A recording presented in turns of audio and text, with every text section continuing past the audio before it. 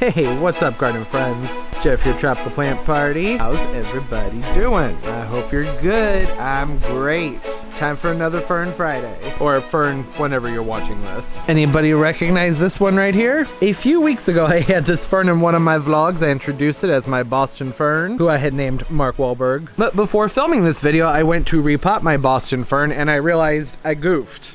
Big time. As I was repotting my Boston fern, I realized very quickly, oh wait, this isn't the fern I had in my vlog. No, this is the fern from the vlog. This is a Kimberly Queen fern. Whoops. They look very similar, don't they? But yeah, not the subject of today's video, but the care, very, very similar. Yeah, see? Slight difference. I was repotting this guy and I was like, wait a minute. No. Wrong fern. See, the Kimberly Queen fern, very, very similar. They are both Nephrolepis, so they're related. But no, not the same plant. Similar, but not the same.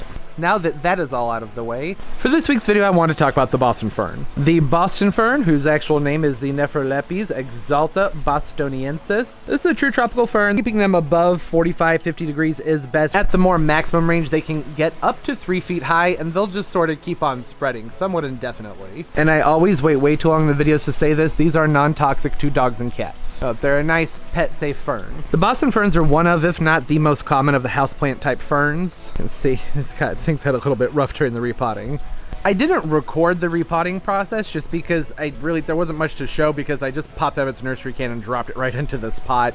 So there wasn't really anything to it. I just wanted something that was a little bit more attractive. Typically the Boston ferns like a well-drained soil that still holds on to some moisture. The Boston ferns are one of, if not the most common of the houseplant type ferns. For a pretty good reason. It's a pretty easy to grow fern. I know I've mentioned in some of my other Fern Friday videos that there are some eccentricities with ferns, that sometimes you can grow a fern to the T and it just won't do well, but something else that you're not even doing what you should be doing will thrive. Just because it's considered to be one of the easiest ferns doesn't mean that it's easy. Not for everybody. There's a lot of variables with houseplants. Things like lighting, humidity, altitude, all kinds of things. I was a little bit premature with repotting this, and I probably should have potted up into something larger. This pot I was using here is pretty much the same size as the root mass. It wasn't really an upgrade, so I will probably be bumping this up again. I really just wanted something more attractive for the video, to be honest, so I'll go ahead and bump it up to something larger. I'll record it when I do that, but it's very simple. Best time of year to do a repotting on a Boston fern is really springtime, like right before their active growth starts, or as soon as you start to notice it, that's a good time to go ahead and repot them. Make sure you bump them up to something that's like a couple of inches, a few fingers out on the outer perimeter of the pot that they're in, and they'll fill that pot out very quickly. As far as ferns are concerned, these guys grow pretty quickly. The majority of ferns, particularly houseplant type ferns, really do prefer a nice humid environment. One of the great things about the Boston fern is it tends to be a little bit more tolerant of dry conditions. Sometimes though there will be problems if things are too dry. Browning leaf tips starting from the outside, like on the edges of the little leaflets on those fronds, that's a pretty good indication that the plant could use some more moisture in its air. Because they're so large, it's not as simple as just setting them on top of a humidity tray, not practically anyways. This guy's so big it's hard to get in here and film it. But yeah, it would be difficult when these start to get really big. This one's still pretty little. Once they get bigger, it'd be pretty difficult to have a humidity tray under there. So it might do well in a room like a bathroom, just like the other ferns, if you live in a really dry, arid climate. If conditions really are too dry, they'll start to drop their little leaflets. They can be kind of messy in that regard. The common practice to go ahead and mist them a couple of times a day, the top of the soil and the foliage. That can be a great way to keep them kind of moisturized a little bit, as long as you're making sure that there's time allowed for the water to evaporate and dry within the crown of the plant. The Boston ferns are also usually grown in a hanging basket, which is another reason a humidity tray may not be the best option for them. In case a humidifier, maybe you have a fish tank hanging up above your fish tank. I don't know. Heck, keep it in your shower if you have a nice sunny bathroom. For the most part, they're just not too fussy, at least not when compared to other ferns. As far as lighting is concerned, just like the majority of the other ferns, they don't need bright, intense light. Though with proper irrigation, I've kept my Boston ferns in nearly full sun before, but they were on drip emitters and like they were very, very well hydrated. I wouldn't say I would necessarily recommend that. In the house, a brightly lit room keeps them away from hot or cold drafts. I always like to make sure to rotate my plants, probably about bi-weekly. That way I can make sure I'm getting nice, even growth. They are a more forgiving fern. It's not something like the maidenhair fern where, you you know, once they dry out, they're kind of done. Sometimes, not always. Sometimes you can cut them back and they'll come back for you. The nice thing about the Boston ferns though is they can dry up somewhat and they'll usually forgive you for it. It's important to make sure to water them when the soil starts to begin to dry up top within the top inch of soil.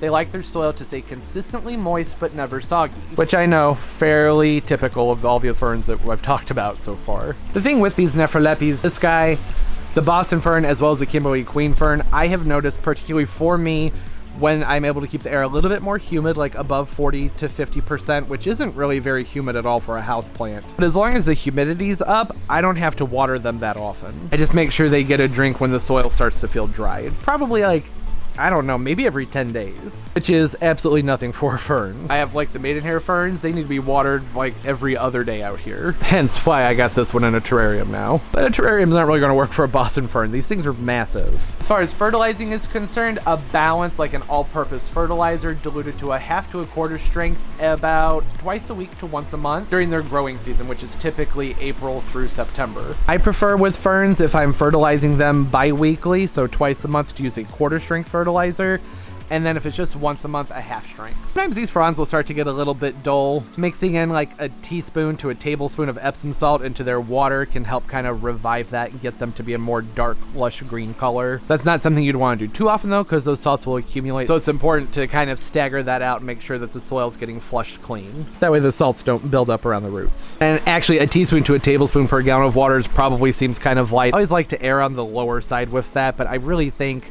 like commonly probably 1 to 2 tablespoons would be okay. Another great thing with these ferns is that they are very easy to propagate, and you can propagate them fairly often. In the springtime, they're really easy to divide. You can just go in, you can pull them out of their pot and usually just kind of pull them apart, but it's probably better to use a knife. That way things are more clean and sterile. Using a knife just makes a cleaner cut. You can make those cuttings at just about any size though. When temperatures warm up here, I'll record when I go ahead and actually do a real repotting on this and propagate it. But I'll be doing exactly what I just said. I'm just gonna lift it out, probably divide it into several pieces, and then I'll put it into a potting mix that retains a little bit of moisture but still drains well. And then I'll be waiting at least 1 month before giving those divisions any fertilizer. Kind of want to let the roots recover a little bit. Ferns have very delicate roots. If you have a Boston fern and you're noticing that there's yellowing in the foliage, yellow on the inside, check to make sure that that soil's not sopping wet. Sometimes that can be an indication of overwatering. Very limp, dull, flaccid foliage, that can also be an indication of too much water. The kicker with ferns, really just houseplants in general,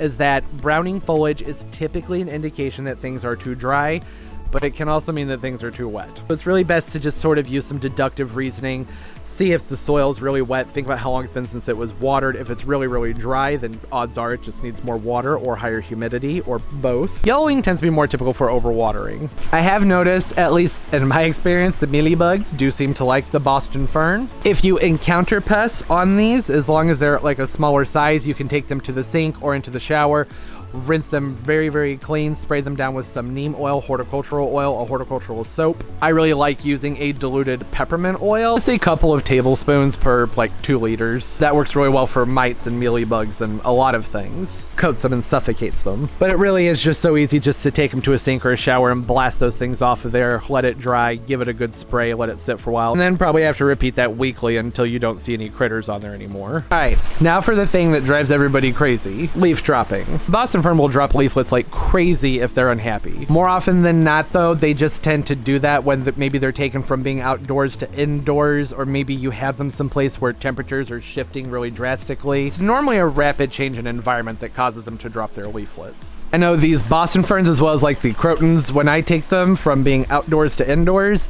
there's usually a lot of leaflet drop, or leaf drop on the crotons. They don't like being moved. They're just a little bit finicky and fussy that way. So again, back to that deductive logic, if they're dropping leaves but they've been in the same place for a really long time, and kind of evaluate what's going on in the area that you have them. Are there any drafts? Is it near a place where doors are getting opened and closed a lot, particularly in the winter time when cold air will be rushing in? Maybe too close to a window, too close to the glass. Basically, it's just a matter of what's going on with the plant that's making it fussy, or what's happening around the the plant to cause environmental inconsistencies. Like I said, generally regarded as one of the easiest ferns, but that doesn't necessarily mean it's an easy plant. If your Boston fern's foliage is somewhat pale, but the foliage is still mostly erect, it's not limp and hanging down, that can mean maybe they're getting a little bit too much light. That's when they start to go into a very, very light pale color. It can also mean not enough light. So again, to sort of kind of figure out what's going on with where you have them. They don't need a ton of light, so that's not normally an issue, but they're not going to do well in a pitch black room. A few hours of filtered light, especially a window that has some nice sheer curtains or something like that, or maybe there's a tree outside the window so the light's coming through nice and filtered. That's not really doing much. Oh, you can kind of see it. That'll do the trick. There it is, the Boston fern. Boston ferns are just nice, elegant houseplants. They can be a little bit messy as far as ferns go. I do think they kind of make up for that though with how forgiving they are. Like I said, for a lot of people, not for everybody. But what have some of your experiences been growing these Boston ferns? Comment down below. Love talking to everybody. Or you can hit me up on my social media. I use Instagram more than anything else, but I'll follow you back. It's fun seeing everybody's pictures, what everybody's got going on in their gardens. Also, usually a more stable way to contact me, YouTube. Not always great with giving me my notifications. For those of you who can grow this outside as a perennial, are they getting really big? Do you keep them in hanging baskets or do you use them as a ground cover? Oh, at 3 feet tall, it's not really a ground cover, but you know what I mean. Don't forget to leave the video a thumbs up. It makes a big difference for the channel. I notice it and I really do appreciate it, so thank you. And subscribe as well, because I upload multiple times a week, so hit that notification bell. That way you know when new videos come out. Hope everybody's doing well and that everything's going great for you. Life is just fantastic. As always, and most importantly, everybody, keep on growing. Bye-bye.